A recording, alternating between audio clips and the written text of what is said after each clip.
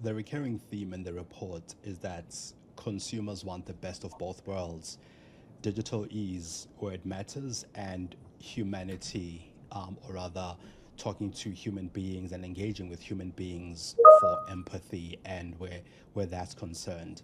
And I think this is something that Amanda highlighted quite a bit now in her answer.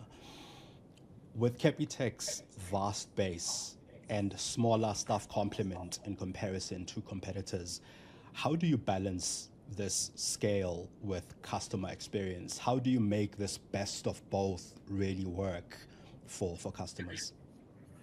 So we believe in giving our clients access. So when you go into branch, it's human-led and it's powered by digital and data. So technology and data empowers our, and in the world of AI, we're using that quite a lot to empower our agents to give a very personalized service.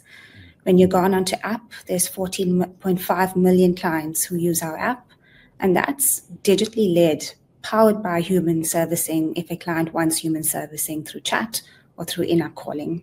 When you're looking at our ATM, so we look at what is the consistent experience that we want to build, what is the job to be done for each of those clients in our channels, because each of the channels are nuanced.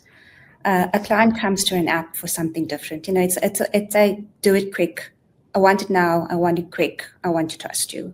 If I'm going into a branch environment, and Clinton can possibly say the same, the experience there is different because it's face-to-face, it's human. I want the connection. I want the branch manager to come up to me and say, hey, congratulations on opening up your first Capitec account. This is who I am. I want the smile. I want the handshake. I want the little conversation around, and Capitec's steeped in communities. So what we find is that our clients will go in and they'll have a full conversation with the branch, a service consultant, and they'll pick it up from where they left off. My grandson at university, he now graduated. So it becomes a personal banking relationship.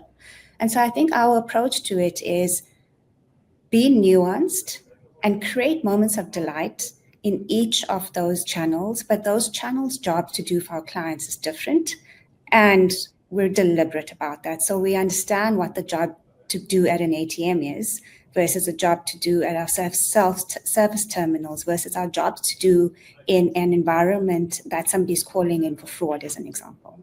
So we're trying to be very deliberate and using data and technology to enable a human-centered design experience for our clients.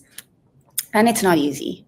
So we spend hours and hours looking at data points, looking at survey responses, listening to calls, understanding and observing what our clients want in our branches. There's a lot of time spent in the field, understanding that behavior and overlaying that behavior with data, and then working with our data and technology teams to say, how do we make it quicker, better, more personal? So the human and the technology, the human sciences and the technology have to come together to create that desired experience. And feedback loops. Yes. So you design something, things are not always as it's designed. So it's almost this experimentation model. To say I'm experimenting with this, it's working, not let's pivot to something else. So agility is also super important in that. And being humble enough to know that sometimes we fail, and being humble enough to know that sometimes we have to pivot in.